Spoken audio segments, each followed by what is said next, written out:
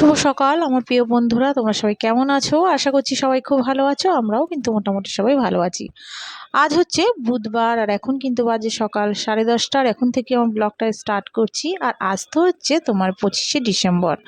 তো তোমরা কে কোথায় ঘুরতে যাচ্ছ কমেন্টস করে কিন্তু আমায় জানিও। আমি কিন্তু কোথাও যাচ্ছি না, করব হচ্ছে আজকে ঘরে অনেক কাজ। তো ছেলের তো আজকে পড়া নেই, তো ভাবলাম কোথাও যখন ঘুরতেই যাচ্ছি না তাহলে ঘরের কাজগুলি করে নিই। তো সকাল সকাল চা টা খেয়েই কিন্তু আগে বেডটা ক্লিন করে নিলাম আর ঘরের যাবতীয় কাজ করে দেখো কি কাজ করছি। এটা হচ্ছে তোমার জানলার নিচের যে আমার মিট কেসটা আছে, তো ওর মধ্যে অনেক জামা কাপড়। তো সেগুলিই আজকে পরিষ্কার করব। যেগুলি মোটামুটি লাগবে সেগুলি রাখবো, আর যেগুলি ছোট হয়ে গেছে বা ভাবছি পরবো না তো সেগুলি কিন্তু বার করে দেব। তো সেগুলি করতে করতেই আবার চলে এলাম তোমার রান্নায়। আর তোমাদের দাদা ভাইয়ের আজকে ছুটি ছিল, তো বললো আজকে আর বাজারে যাব না, তো ঘরে আছে ডিম, ডিম রান্না করো। তো কিছুদিন আগে তোমাদের দাদা ভাই নিয়ে এসেছিল ছোট ছোট আলু। তো এই শীতের ছোট ছোট আলু দম খেতে কিন্তু বেশ ভালো লাগে। তো এনেছিল আলুর দম খেতেই, তো শাশুড়ি বললো আলুর দম আর করতে হবে না, তো টুম্পা এটা দিয়েই তুমি ডিমের ঝোল করে দাও। তো সেটাই শুরু করলাম। তো ছোট ছোট আলু দিয়ে কিন্তু ডিমের ঝোল খেতে খুব ভালো লাগে।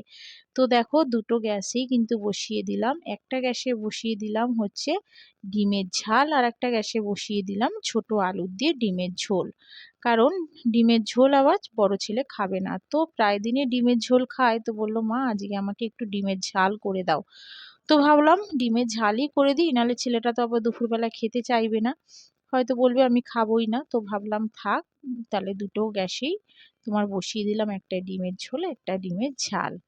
তো এদিকে দেখো ডিমটা আলুটা মোটামুটি কষে গেছে, তো দুটোতেই দিয়ে দিয়েছি জল। তো একটু ফুটে গেলে তারপরে ডিম দিয়ে দেব। আর করব হচ্ছে আজকে তোমার একটু ছোলার ডাল। তো ছোলার ডালটা করব একদমই তোমার নিরামিষ। আর নিরামিষ বলতে তোমার দেব না হচ্ছে নারকেল আর হচ্ছে কাজু বাদাম কিশমিশ। তো নারকেল কাজু বাদাম কিশমিশ দিয়েই কিন্তু আমি ছোলার ডালটা করি, কিন্তু সত্যি বলতে কি তোমার ফ্রিজে আজকে নারকেল একদমই ছিল না। আর ছোলার ডাল করলেই কিন্তু বেশিরভাগই আমি নারকেল কাজু কিশমিশ দিয়েই করি, তো সেগুলি আজকে ঘরে কিছুই ছিল না। আর যে বাজারের দিকে যাব তো সেই সময়টাও নেই, কারণ তোমার ওই জামা কাপড়গুলি সব পরিষ্কার করব বলেই বের করেছি। আর ওইগুলো কিন্তু আর্ধেক করতে করতেই আবার রান্নাটা করে নিচ্ছি, না হলে তোমাদের দাদা ভাই চলে আসলে আবার খেতেই পারবে না। তো সেই কারণেই তোমার আবার রান্নাটাও করে নিচ্ছি। আর এদিকে দেখো বসিয়ে দেবো ছোলার ডালটা। তো তেজপাতা শুকনো লঙ্কা আর জিরে দিয়ে তোমার ফোড়নে দিয়েছিলাম, আর দিলাম আদা বাটা, একটু তোমার জিরের গুঁড়ো, আর দিয়েছিলাম হালকা একটু হলুদ। তো এটা দিয়েই দেখো একটু ভালো করে তোমার একটু নাড়িয়ে চাড়িয়ে সিদ্ধ করা তোমার ছোলার ডালটা কিন্তু এবারে দিয়ে দেব।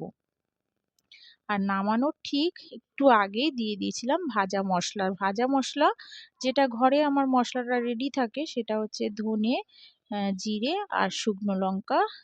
তোমার খোলা তোমার কড়াইতে, যেটা শুকনো কড়াইতে যেটাকে বলে, ভেজে নিয়েই কিন্তু গুঁড়ো করে রেখেছি, তো সেটা দিয়ে দিয়েছিলাম। আর দিয়েছিলাম একটা ছোট্ট টমেটো।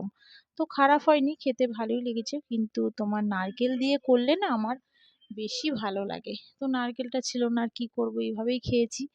তো রান্না বান্না কমপ্লিট করে তো আবার দেখো চলে এলাম। তো এগুলি কিন্তু পুরোপুরি গোছানো হয়নি, তো এখন আবার গোছাবো। তার মধ্যেই কিন্তু আবার তোমাদের দাদা ভাই ছেলেদের খেতেও দিয়ে দিয়েছিলাম। আর তোমাদের দাদা ভাই যখন খেতে এসেছিল তখন বলে দিয়েছিলাম যে একটা কেক নিয়ে আসবে। তো সেই অনুযায়ী তোমাদের দাদাভাই কিন্তু কেক নিয়েও দেখো চলে এসেছে। আর কেকটা বন্ধুরা এতটাই দেখতে সুন্দর, পুরো কেকটার মধ্যে ওপরটায় দেখো কাজু বাদামে ভর্তি। তো আমি ভাবলাম কেকটা বোধহয় পুরো কাজু বাদাম দিয়েই ভর্তি রয়েছে। তো যেই তোমার কেকটা যখন কেটেছি তো ভেতরে তোমার কিশমিশ ভর্তি ছিল। আর বড় ছেলে জানো তো একদমই কিশমিশ খেতে চায় না কেকে। তো দেখেই তো বললো মা আমি এই কেক খাবো না। আর কেটেও ফেলেছি, যে আমি রিটার্ন করে দেবো সেটাও হবে না। তো আর কি করব, বাধ্য হয়ে ছোট ছেলে আর আমি খেলাম। বড় ছেলেকে বললাম যে তোকে একটা বিকেলে এনে দেবো, তো ও আর বললো যে না মা আর আনতে হবে না, আমি আর খাবো না। তো আর ছেলের কেক খাওয়াই হলো না।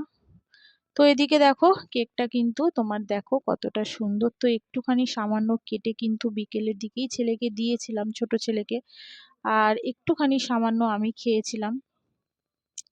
আর এগুলি তোমার এই সমস্ত কাজ করার পরেই তারপরে আমরাও একটু খেয়ে ঠেয়ে নিয়েছিলাম।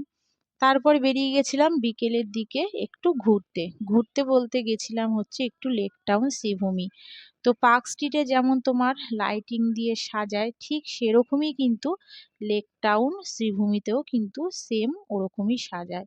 তো পার্ক স্ট্রিটের মতন অত লাইটিং হয় না ঠিকই, কিন্তু প্রচুর লোকজন হয়। তো ছেলে বলল, মা চলো, কোথাও যখন সকাল থেকে যাওয়া হয়নি তো ওইখানে গিয়ে ঘুরে আসি। তা তোমাদের দাদাভাই কিন্তু যায়নি, আর ছোট ছেলেও যেতে চাইলো না। তো বড় ছেলেকে নিয়ে আর বড় ছেলের একটা বন্ধু আর তার মা বেরিয়ে পড়লাম তোমার সেই লেক টাউনের উদ্দেশ্যে। আর দেখো এখানে এসে কত ছবি তুলেছি, সেলফি তুলেছি। আর দেখো ছবিগুলিও কত সুন্দর এসছে। তো কত লোকজন শুধু দেখো।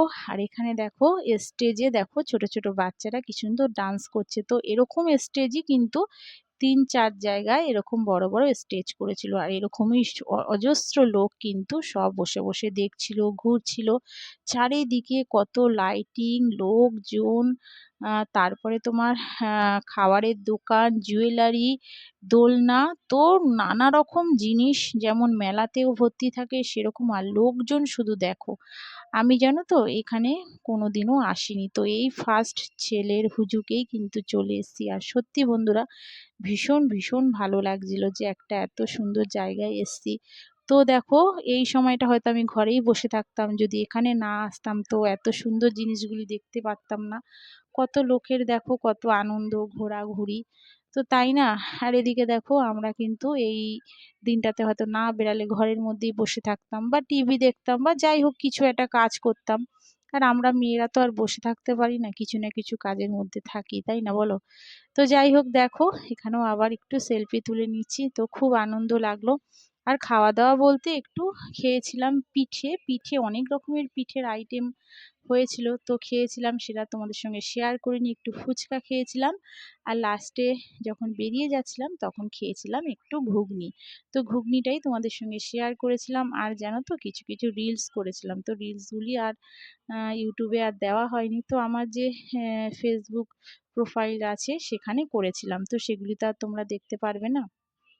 তো যাই হোক দেখো এখানে আবার আর একটা স্টেজে দেখো, এটাও বিরাট একটা স্টেজ করেছিল। এখানে দেখো একজন শিলাজিৎ বলে একজন গায়ক, সে কিন্তু গান করছিল। ঠিক নামটা আমি ঠিক বললাম না ভুল বললাম বলতে পারবো না, তো যতটা সম্ভব এটা হয়তো শিলাজিৎ হবে।